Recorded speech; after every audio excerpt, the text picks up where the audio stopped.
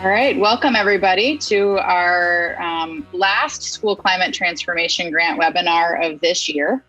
Today's topic is high school implementation, supporting college and career readiness through the PBIS framework. And I'm joined by my colleagues, Allison Lombardi and Laura Kern, and I'm going to just briefly ask them to introduce themselves before we get started.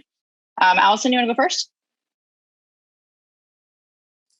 Sure. Thanks, Jen. Hi, I'm Allison Lombardi, and I am an associate professor at the University of Connecticut, and I focus most of my research on adolescents with disabilities who receive special ed services in high school and are making the transition to college and careers. Hi, everyone. I'm Laura Kern. I'm a professor at the University of South Florida, and I work with PBIS, which is Positive Behavior Interventions and Support.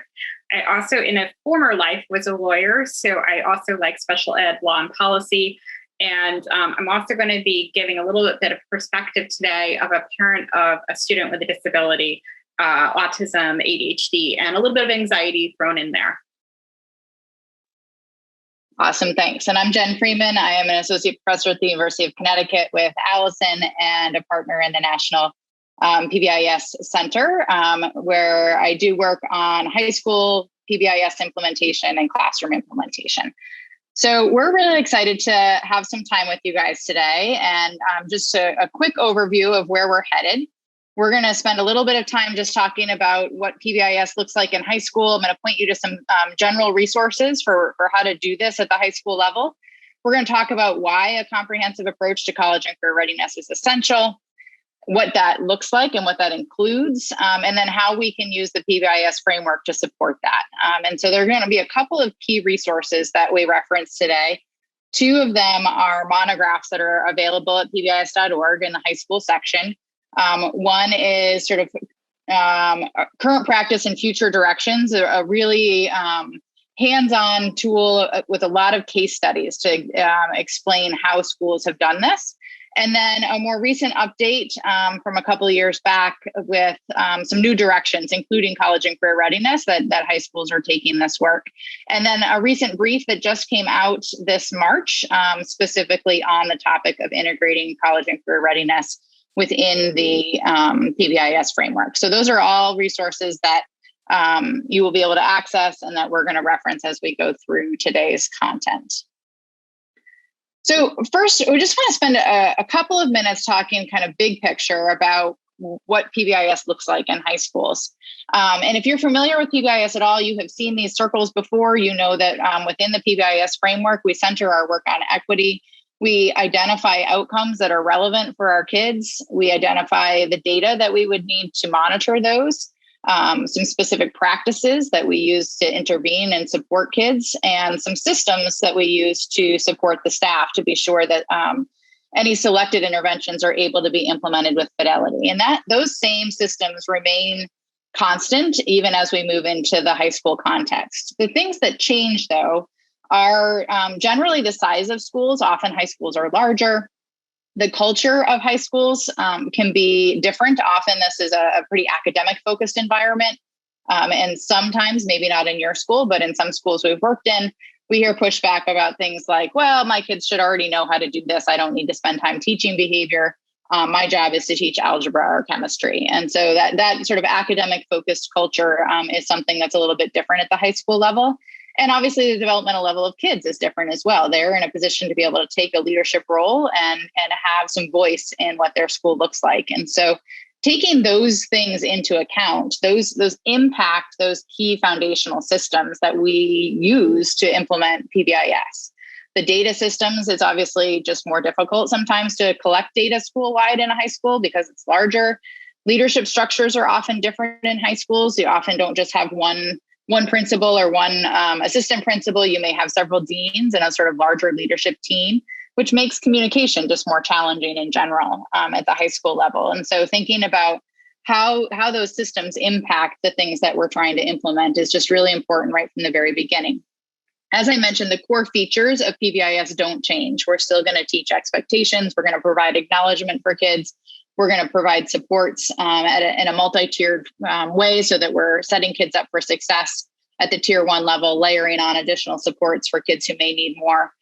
But the focus areas are a little bit different at high school, and that often at younger grades, we're focused on reducing office discipline referrals or increasing pro-social behaviors. When we get to high school, we're really often talking more about just increasing school engagement overall, thinking about how social behavior, academic success, school belonging, and freshman supports kind of all come together to create a school community in which kids are engaged in learning, both academically and socially. And so the focus of what we're trying to do is a little bit different, but the key tenets are not.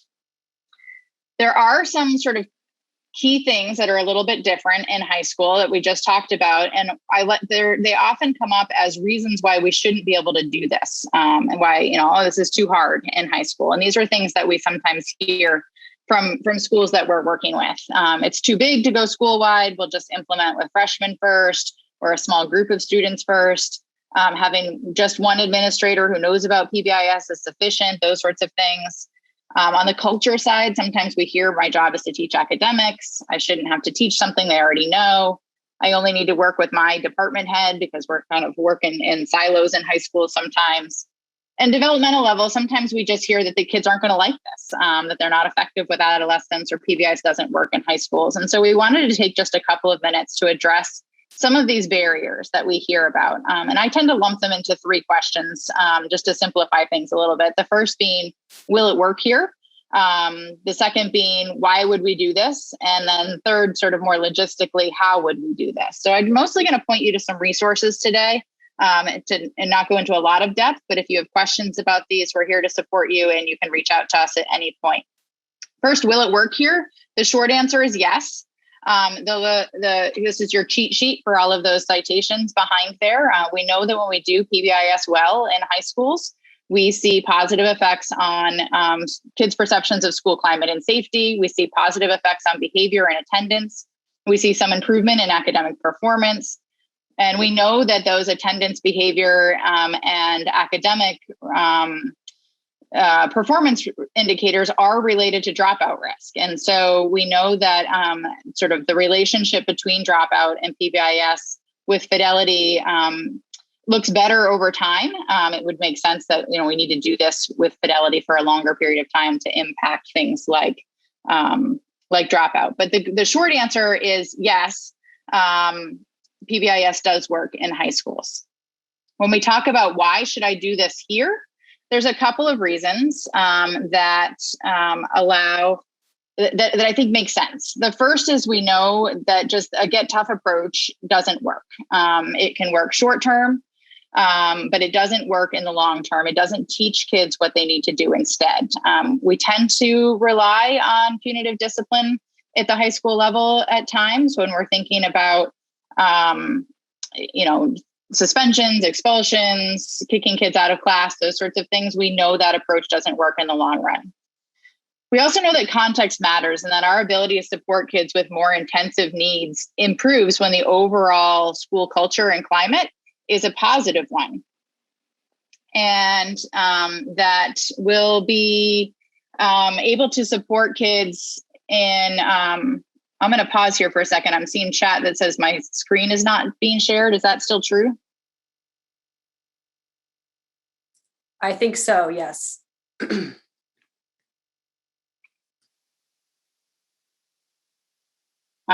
are we able to fix that so that they can see my screen?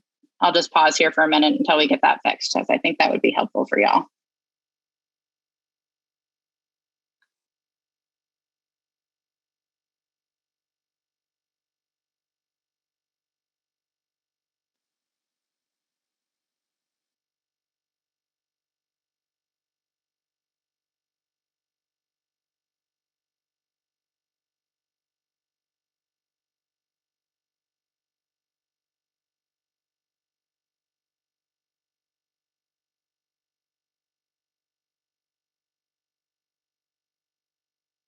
That work? Looks like it works. All right. Thank you. Apologize for that. All right. I'm seeing that works on from participants as well. Great. Okay.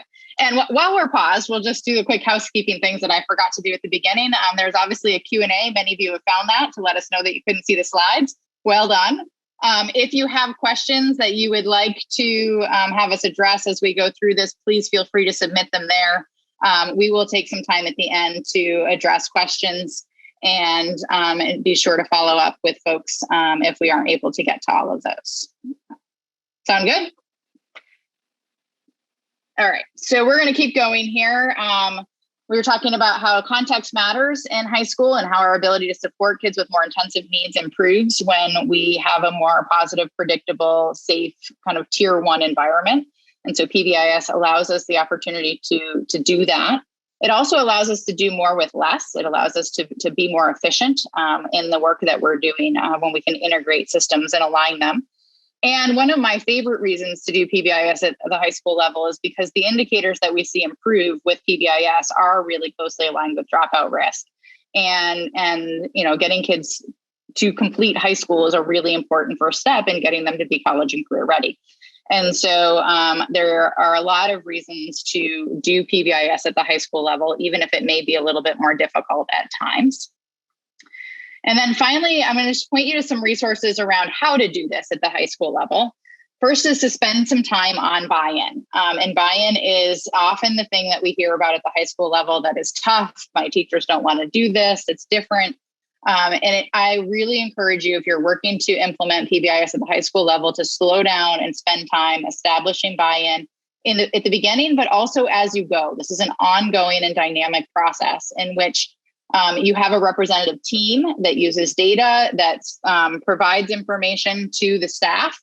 The staff then have an opportunity to give feedback and shape that. And that's really important in the buy-in process. We're all more likely to participate in initiatives that we feel like we're a part of. And so spending time to do that, even in the larger, more complicated environment that high schools often are, is really important. And so I really encourage you to first spend time on buy-in, and there's some resources for that. And then these two resources, the monographs that I mentioned at the beginning, offer a lot of detail about how to do this at the high school level. So depending on where you're at in your implementation journey, I would start with the 2009 monograph, kind of look through that. There's chapters on all of those different topics that can help support your initial implementation. And if you've been doing this for a while and you're curious kind of how can we expand this, the 2018 monograph offers some opportunities to think about how to expand your implementation through college and career readiness, freshman support, student voice, and really creating safe and supportive environments. And so I would take a look at those resources for information on sort of technically how to do this. So we know that PBIS in high schools is sometimes harder. We know that across the country, we've seen historically kind of a slower adoption than in elementary schools, both in the total number of schools that are implementing and sometimes in the time needed to reach fidelity. We also know that once you reach fidelity as a high school, sometimes it looks more like a roller coaster than a straight line. And that's okay and totally normal. It's just a complex process. We know that one of the keys for doing this well at the high school level is to acknowledge that academic and college and career readiness focused culture that's appropriate for high schools, and braid that within your social emotional behavior supports in order to meet the needs of the kids in your high school without layering on new supports. And so one of the questions that we're kind of hoisting today is, could the PBIS framework promote those school completion goals and improve kids' college and career readiness skills? And we're going to give you some resources to think about how to do that. At this point, I'm going to turn it over to Laura, who's going to give us a little bit of background about why this is important in the first place. Thanks, Jen. Yeah, I've been working with Allison and Jen on some of this for a while, and my PhD was at UConn. And when I started, that was my son, a little guy. And what we were really worried about, keeping him in school successfully, making sure he was academically engaged, and all of those things, like making friends, et cetera. And as he's gotten older, he now turned 16. I have been seeing that, like, what I want for him through special ed and in life has shifted as he's gotten older. For example, right now he just turned 16 and he doesn't have much interest in driving. but I don't think he can live in a college dorm situation without driving there to the college. So how do I get him to engage in these skills, to have him learn how to want to drive, learn how to drive, and all of these things that like are not necessarily part of special ed, but are skills that if we did this in high school, it would help him succeed in life as we go forward. Next slide. So overall, when we think about this concept of college and career readiness, where are we going and what are our outcomes in special ed? A lot of times we get caught up in our indicators and our outcomes, et cetera, but we forget about the overall picture of why we're in this together and about our kids. What do we want for our kids? Next slide. So as a lawyer, I always like to go back to the purpose of special ed. And when I started in special ed, this didn't have as much meaning for me as it does now as I'm looking at transitioning out. And it's really that all kids with disabilities have that access to FAPE, free appropriate public education, through special ed and related services. But I bolded this because I think this is something for us to really consider is at the heart of special ed. It's to prepare them for further education, employment, and independent living. I think we're lucky in special ed that we have this because I think this applies to all kids, right? What do we want for our kids? We want them to have this successful life that really meets their needs, what they want, but really incorporates these three fundamental areas for all kids, not just kids for special ed, but in special ed, we really have to make a concentrated effort to have this happen. Next slide. So are we succeeding, right? We have those indicators, we have all of those things and outcomes and saying like, are we, improving our employment, et cetera? Well, we're doing a decent job, right? So there was a study of the National Longitudinal Transitional Study. It's a couple years old, but I think it's really has some really great insight. So 55% of students with disabilities went to post-secondary school compared to 62% of peers. It's roughly about the same. However, look at the completion. Only 39% completed that. So there's something missing on how do we get them to finish their education. 71% had paid employment, same as peers. 36% were living independently compared to 44% of peers. And I don't know how many of you guys have teens or adult and have finished raising. Someday I'd like my son to be able to move out of the house and be able to be successful. They're less likely to have a checking account or credit card than peers. And I know that was one of the major, kind of adult moments when I got my checking account. And then there's also this kind of a slightly dismal figure, 23% have been arrested compared to 12% of their peers. So overall, we're seeing some really great stuff, but we're seeing that we still are not totally meeting the needs of these kids. What else can we be doing? Next slide. And friendships. So if you think about, back when you were a teenager, who did you want to spend most of your time with? Was it your family or was it with your friends, whether it was a boyfriend or best friend? And that's like who you're texting nowadays and who you really want to be with. And I find that with my son, he kind of prefers my company to other kids. And that is something that really concerns me because when I hang around my nieces and nephews, that's not the case. So when I look at something like this friendship, now he has autism and ADHD, and I look at how many of them are seeing friends outside of school, this is post-graduation, that number is 50%. And when I think about what typical kids are likely to do, I don't have that figure, that kind of scares me a little bit. Why are the kids with autism not seeking out these peer groups outside of school? And for learning disabilities, it's like 85%. So what is the differentiation there? What are the skills we need to get to have a kid like my son want to hang out with peers more rather than his mom? As much as I love that, it's not healthy. Next slide. So overall, again, how do we get there? And the reason why, and when I was talking to Allison and Jen, that I love the work that they're continuing to do with college and career readiness.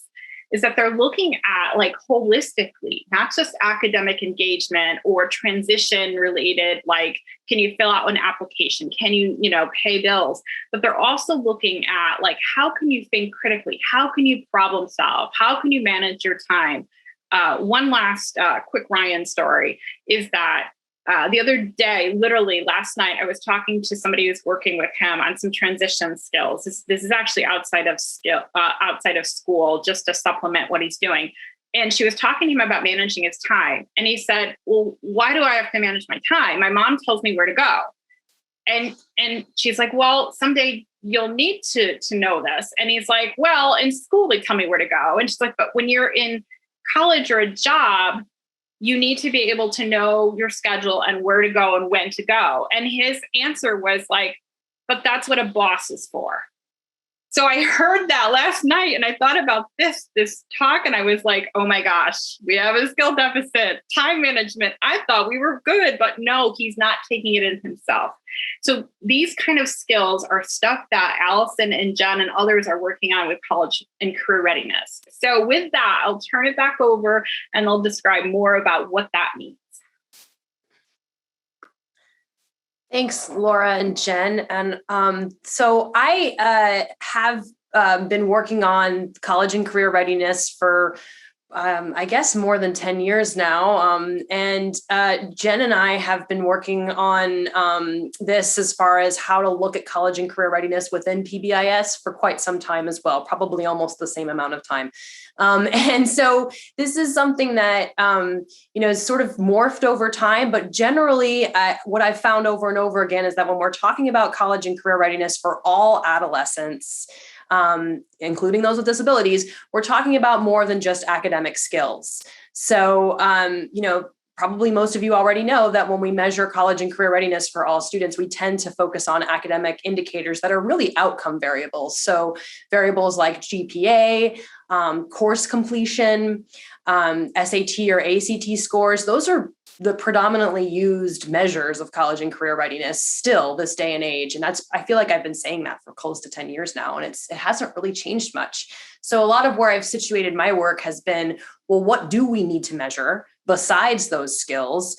And what skills are precursors to those academic indicators that I was just saying are more like outcomes?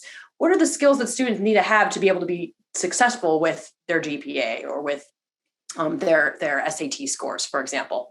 So that's really where I started from is what are the skills? And I also wanted to expand them much more beyond the academic context, because I knew from the beginning that there's a social and emotional piece, there's an ownership of learning piece, there's a whole like understanding and preparation for your adult life as far as employment and so forth. That's important to consider. So Laura did bring up the definition within the IDEA of transition services legally, which has been in place for quite some time now. And there is mention of post-secondary education, employment, and independent living in that legal language within special ed. And I just encourage everyone to think about what is the difference between those terms and college and career readiness. Is there really a difference between post-secondary education, employment, and independent living and college and career readiness? Because I think when you're involved in both special education and general education, you might hear these very different words used, but we're really talking about adult life. We're really talking about preparation for adult life for all students. So I think that's important to kind of put that out there and just get you thinking. What you're seeing on this slide is where I'm at currently with my research along with my colleagues. And I have colleagues in both PBIS and the transition world, the special education transition world. So this is kind of informed from both of those perspectives. But essentially, we have a 5-domain framework at this point that's morphed over time that encompasses both academic, social, and transition, or those sort of like adult skills, adult living skills. All of those are encompassed with this 5-domain framework that you see here, where we have academic engagement, process-oriented skills, interpersonal engagement, ownership of learning, and transition competencies. And I'm going to walk you through each one of those definitions. So if you didn't get all that, don't worry. I will talk through that. And if you actually just click one more time, I think I will get a box that comes. Yeah, there we go. So as I'm talking through the domains in these next few slides, I also want you to think about who might be involved in the school building in terms of supporting students or planning in each one of these areas, because it should be more than one person, first of all. And in the spirit of PBIS, it should be a team of people, but who would be on that team is important to think about. So I've got listed on here special educators, general educators, school counselors, administrators, students, family members. There could be people that I've left out. So thinking about all the different important stakeholders that should be at the table when thinking about planning for adult life for all students. So you can go ahead and proceed to the next slide. Thank you. Academic engagement will be the first domain that I'll define for you. So we define this as the acquisition of academic content through interacting and engaging with the material, including cognitive and behavioral skills that students need to successfully engage with academics. These skills might include attendance, homework completion, active participation in class, and less observable skills like making connections between content in different courses. And then we've got a list of examples of academic engagement as far as what it might look like. And some of those things might include classroom behaviors, work habits, course completion, et cetera. And we're calling all of that academic engagement. It also could include enrollment in certain kinds of courses. So for example, we've got CTE, career and technical education courses. That also is an example of academic engagement because it's this idea of tying the coursework to those skills and interests of the student, right? And that could mean career and technical education. So this is one of our academic domains.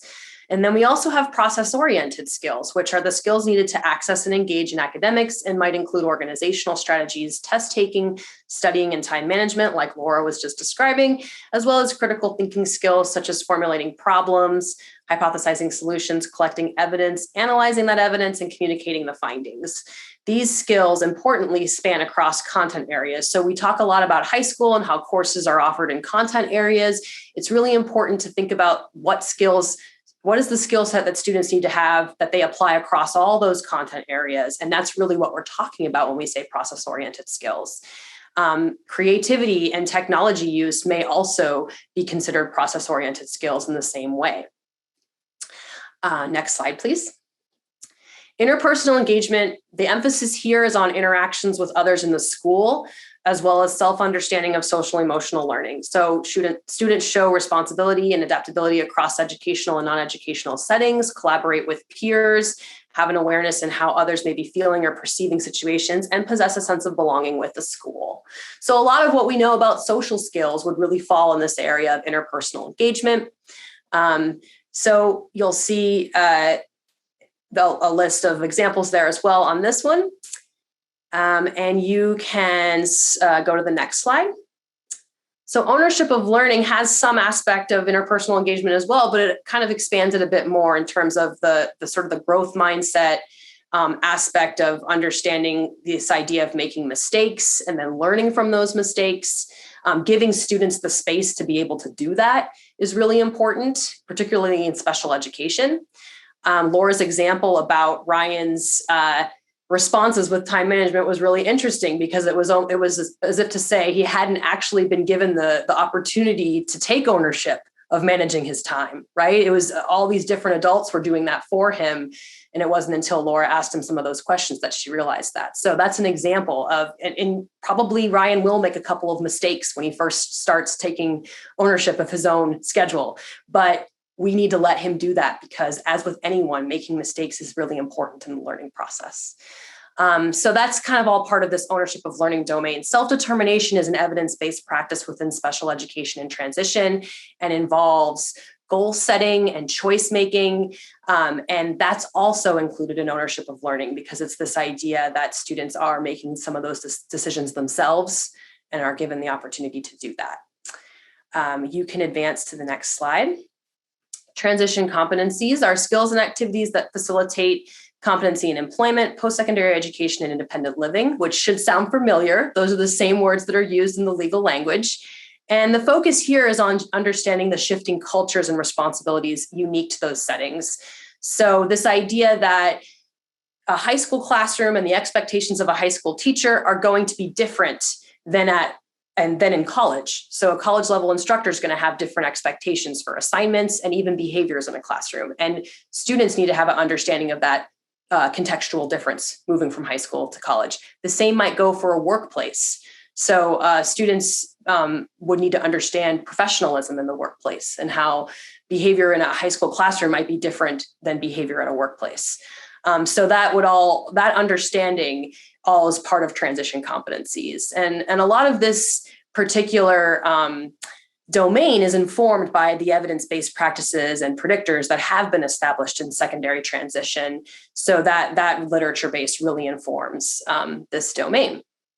So that's a lot of stuff. That's 5 domains, and they cover a lot of areas. This is what we would call a comprehensive framework, right? And just keep in mind that was our goal, was to comprehensively define college and career readiness, knowing that it was going to expand much more so beyond academics. And so that's really where we're at after years of kind of like fine tuning that domain, those 5 domains. That's where we're at with the framework. And now we're at the point where we see a good opportunity to embed those 5 domains within the PBIS framework, because naturally, this is a really nice fit as far as like understanding how to collect data, make support decisions about students based on that data, progress monitor, all those things, right? So we need to pay attention to measuring those 5 domains is kind of where we're at with this. So this particular practice brief is available on the PBIS Center website. It's from a couple of years ago, but it's the same idea as what we're talking about as far as using multiple sources of data and putting that data together to make support decisions about students, which many of you probably already do if you're members of PBIS teams. You might be looking at attendance data, behavior data, which might be like office discipline referrals. You might be looking at course performance, which might be grades, or course completion. That's more academic data, but you're looking at that combination of academic and behavioral data. And oftentimes we have climate data in the mix there as well. So if students are taking a school climate survey, for example, that's a different source of data that's really around perception data. So you're putting student perceptions in the mix there, which is really important, particularly for adolescents. It's really important, and it's a way for them to have that student voice integrated into the data collection system. So we're saying that all that's important, and you should do all of that, but we're also adding college and career readiness. So it's in a way we're suggesting that you expand the climate data collection to include college and career readiness data collection in those 5 domain areas. So you can go to the next slide. And so that's where this project comes into play, because you might say, well, I don't know how to measure all those different domains.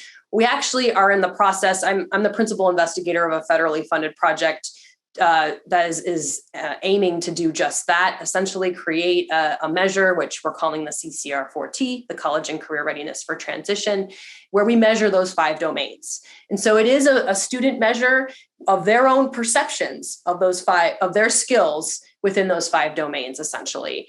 We are 2 years into a 4-year project of developing the CCR4T.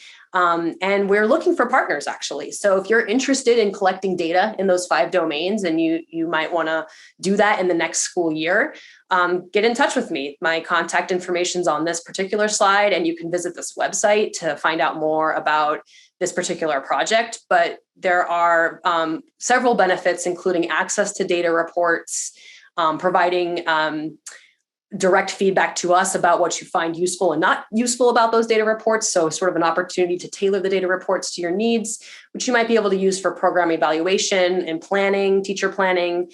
And you also would get student level scores across those 5 domains. So you could use those student level scores in different ways. So for example, if you are writing IEP goals, if you case manage students on IEPs, you could use some of the score data across those 5 domains to write IEP goals around the 5 domains. So that's one example of how you might use them. So yes, definitely get in touch with me. My email is on that last slide, and we will provide our contact information again so that you can access that if you're interested. And Now I think Jen's actually going to walk you through the 5 domains more specifically, because if you might be doing some aspect of these 5 domains already in your classroom. And so she'll talk about that. But I wanted to let you know ahead of time that we have a handout that kind of summarizes all of these sort of suggestions for evidence-based practices and supports within the 5 domains. That's also going to be available to you. And we'll put that link to that handout in the chat. So just keep that in mind as Jen is talking. Go ahead, Jen. Awesome. All right. Thanks, Allison and Laura. So I think this is, a lot of this work, as you've heard, has come out of the field of special education. There's a great evidence base there for the practices that we've been working on and things like that. I have a graduating senior in my house, and I will strongly say that this is not a skill set that only kids with disabilities need. This is a skill set that all high school kids need. And so I really think that integrating this college and career readiness framework within a PBIS framework allows us to deliver this type of comprehensive support to all kids, and then layer on additional strategies for kids with disabilities. But what a great opportunity to be able to support our kids with disabilities and all kids by integrating this. And so there's a couple of general practices that you can use to support college and career readiness that you're already doing within your school. Allison just gave you an extra data tool. You're likely already using data to monitor your PBIS practices. When you think about the sort of key practices in PBIS, they fall into 2 main buckets: teaching and reinforcing. We generally teach school-wide expectations. We teach kids what that looks like in the cafeteria, in the hallway, in the classroom. We can embed these college and career readiness skills directly into our school-wide teaching matrix and our lesson plans. So that as Laura and Allison were talking, the importance of things like teaching process-oriented skills across subject areas. This isn't just a math skill or a science skill. These are skills kids need to use in every class. And so if we embed it within our PBIS matrix, we are able to help teachers integrate these topics into their classrooms more effectively. And then think about how you use your reinforcement system in your school, and think about what kinds of things you provide acknowledgments for within your school. And how can you expand that? How can you think about how to directly reinforce some of these college and career readiness skills like time management or trying again after you get something wrong, taking risks, those sorts of things. How can you expand your acknowledgement system to more directly address some of these college and career readiness skills as you go forward? And so there's a couple of resources that are linked here and in our handout around sort of directly how to do that. So you can go into more depth there. We want to also just give you some specific practices that are linked to each of these domains. And some of these have come out, the research base comes out of the special ed world. Some are a little bit more general ed, but these are things that you can either think about embedding at the tier 1 level, or that you may layer on to support kids who need additional support. So in terms of academic engagement, you can look at check and check out and check and connect models and think about how to use those. Process-oriented skills, that there's links for all of these. So I'm not going to go into detail on these, but you'll be able to access the links to go into more depth on any of these that look interesting to you. Digital and blended learning, self-regulated learning strategy development, and peer supports all can help kids improve their process-oriented skills. On the interpersonal skill side, all sorts of social emotional learning curricula are available, mental health and wraparound services, social skills, communication supports, and peer mentoring are all important things to consider there. And again, there's links to all of those pieces that you'll be able to access for more detail on those pieces. Ownership of learning, Allison mentioned that self-determined learning model as one aspect, and self-directed IEPs. A lot of high schools also have sort of individualized learning plans for kids and sort of an IEP for everybody, including student voice and student ownership in those pieces, and letting them set their own direction a little bit is really essential. And then transition competencies, work-based learning, and self-advocacy skills. There are resources there so that you can embed all of those pieces into the work that you do at the school-wide or targeted levels. So we wanted to be able to provide all of those resources to you all. When you think about how to integrate this, the idea is not to do something new. You do not need more initiatives in your school, particularly post-pandemic. We need to be streamlining what we're doing and making it more intentional. and more effective. And one of the ways to do that is to think through these pieces. So think first about what needs to be a universal support in your school versus what's really more targeted support.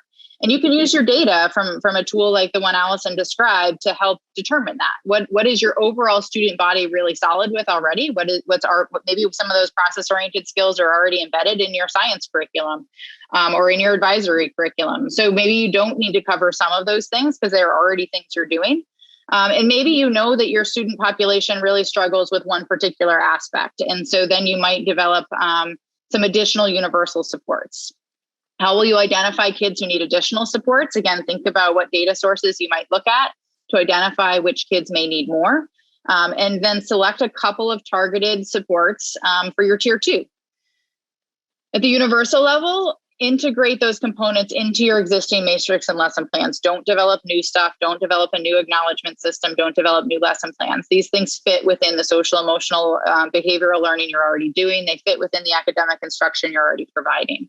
But being sure that teachers use common language across classrooms and common procedures for giving kids opportunities to practice these things is the sort of value added of ensuring that they're part of your school-wide lessons. So you can use that school-wide teaching structure to ensure all kids have access. So that it's not just something that happens for kids that have IEPs. This is something that everybody has access to. And then use your reinforcement system to really target those things, particularly after you've just taught it. So if you just are teaching about time management, use your reinforcement system for that next week to really acknowledge kids that have managed their time appropriately. They've used their study hall in a way that was effective for them, and use your reinforcement system to really follow up on that piece. For targeted supports, make it transparent how kids will be identified for those supports so that it's not just because they happen to know you as the teacher that they get in, but they're actually able to get in to that regardless of sort of where they live in the school. Ensure that tier 2 supports are aligned with and supplemental to universal supports. That's not different than what we normally do in PBIS, but it remains important when we start integrating college and career readiness. And as always, tier 2 is not a life sentence. We need to monitor progress and fade tier 2 supports as needed. The goal here is independent adults. And so we do not want a bunch of prompt dependent kids. We need the whole point of college and career readiness is that they can go out and do these things on their own. So fading supports becomes important as well. We are working on another IES grant to develop a supported college and career readiness intervention, particularly for kids with emotional behavior disorders. I'm working on that in partnership with Lehigh University. We are going to be piloting that next year and then running a small randomized control trial the year after that. So that's one example of an intervention that you can look for coming down the road. If you're interested in more information on that, I'm happy to provide it. But we're pretty excited about where that's heading as well, really thinking about how to take this comprehensive approach and ensure that particularly our kids with more intensive behavioral mental health needs have access to this kind of instruction and support. So this is what our intervention looks like. Again, I'll provide more detail for those of you that are interested in this. I'm not going to spend a lot of time here, but the basic idea is that we're taking the general process that's in place in a lot of schools and intensifying it to meet kids' needs, and so that they definitely have access to things. What we know is that kids with emotional behavior disorders often don't attend work-based experiences. They don't have access, or if they do attend, they may not get along with their boss, or they may feel anxious when they're there. And so they don't return and they don't benefit from some of those same things. And so we're trying to just intensify the supports that are in place in a lot of high schools to meet the needs of kids with more intensive behavioral and mental health needs. Again, happy to provide more information on that as well. The heart of PBIS, as you all know, is the systems. None of this works if our staff aren't able to do this well and don't do this well. And so in order to do that, we have to provide support for teachers, and we have to be thinking about what kind of support are they going to need to be able to do this well. Professional development is essential. Taking time with your staff to talk through what do we mean by college and career readiness and help them understand the different domains and how it goes beyond an SAT or an ACT score, but really actually encompasses all of those different sort of soft skill domains is really important. So providing that professional development that includes direct instruction on what we mean by college and career readiness, and then some prompting and coaching to help them use use those concepts in their classrooms and help them use the common vocabulary that you agree on to teach that across classroom settings and across grade levels is going to be really important. We also need to recognize the work that staff are doing. This will be a risk for a lot of staff to think about how to embed this within their teaching, or to provide students with more ownership or opportunities for choice within their classroom can sometimes feel intimidating or scary for teachers. And we need to recognize teachers that are willing to take a risk and try out some new things. And so think about how you can use your existing professional development systems and your existing staff development systems to support the implementation of college and career readiness school-wide. And again, the same way that you do for teaching your school-wide expectations, you're going to leverage those same systems to support college and career readiness school-wide.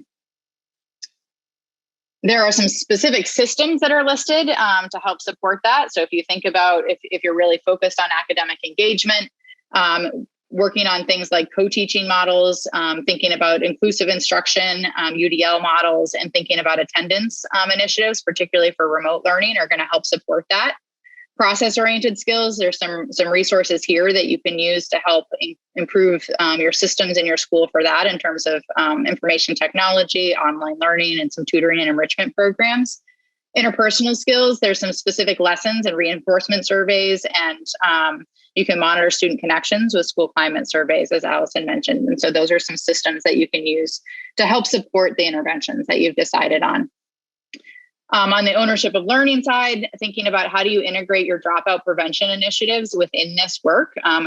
Last thing we want is for you to have a dropout team, a college and career readiness team, and a PBIS team. Allison asked the question about who else should be on your team. If you've got a credit recovery system or a dropout prevention system already in place in your school, bring those people together with your PBIS team to support this work. If you have individualized learning plans in your school, integrate this within that. Transition competencies, thinking about where in your school is financial literacy, transportation taught, health and wellness. Again, those are things that probably already exist in some form in your school. The idea is to ensure they're integrated and ensure that all kids have access to them. Sometimes we do a better job on the transition competencies side for kids with disabilities, and we forget that all kids need access to those skills as well. So thinking about how to bring those out into the general environment. Excuse me. When you think about integrating your systems, think about who's on that leadership team. You probably want to make sure that you have academic inclusion supports, somebody who's working on co-teaching models or universal design for learning. Bring your attendance supports people onto your team. Getting kids to school is critical. It's going to be even more critical next year as we return. A lot of kids are coming back from remote learning, that we get kids used to coming back to school. So bring your attendance initiatives under this umbrella, technology literacy initiatives, your social emotional learning initiatives, like I said, dropout and credit recovery initiatives, and your financial literacy. So think about who's running those systems currently in your school and send them an invite to join your PBIS team. They'll be thrilled to get it, and it will support your ability to do this school-wide. And then your data system is going to be really important as well. So thinking about how you can integrate your data system to include the regular review of both fidelity and outcomes related to this is going to be important. And some of the data is just emerging now. Those of you that are struggling to write state plans for under ESSA that require you that you measure these things know that it's difficult to figure out how to do this. But there are a lot of examples out there. The resources that Allison shared today are a really good starting place if you're thinking about how to integrate your data systems, but definitely go beyond just office discipline referrals. Look at attendance, look at academic performance, and then look at these school belonging and college and career readiness domains as well. All right, so to wrap up here, and then we'll spend a little bit of time on questions for those that have them. We want to remind you that the PBIS framework is kind of based on these core components: identifying clear outcomes, thinking about what college and career readiness skills we want to teach, what social emotional behavioral skills we want kids to have when they leave our high school, and then sort of planfully mapping our way backwards with that, identifying data sources that help us measure whether or not kids have those skills, identifying some key practices that will help you improve those skills, and then supporting teachers to be able to do that. As you work on the implementation of this, really thinking about how you can use your school-wide leadership team to support the adaptation of kind of classic PBIS and into the high school context, and thinking about what is the size and the culture and the developmental level of the kids in your building, and how can you as a team take the practices that we've shared. There's more reading embedded in the handout and in these PowerPoint slides than you will need to get you through the entire summer. So dive into it, dig through those practices, and then think really carefully about how you can ensure that they're implemented with fidelity, because they're part of your existing PBIS system and they're adapted to fit your school and your context. There are a couple of slides here that have some additional resources. Many of these are available on PBIS.org, but we just wanted to point out some of those to you. If you're new to high school implementation, there are a lot of tools that exist to support you. There's an overall guide to that. There's RTI in high schools. There's a couple of great new resources around in improving student voice and including student voice in implementation. So check those out. There's one specifically on improving buy-in at the high school level. So if that's a struggle that you're having, you can take a look at that, measuring fidelity in high schools, and then a lessons learned document of kind of what we've learned by trying to do this over the years in high schools. So check out all of those resources, check out all of those links that are in those handouts and slides. The slides, the recording of this webinar, and the handout will all be posted at pbis.org within the next couple of weeks. And if you have any questions or resources or need resources, you can email any of us at any point, and we'd be happy to share. At this point, I'm going to stop talking. And if there are questions in the Q&A, feel free to pop them in there. And if not, we will hear from you via email if you have questions. And we really just thank you for attending today.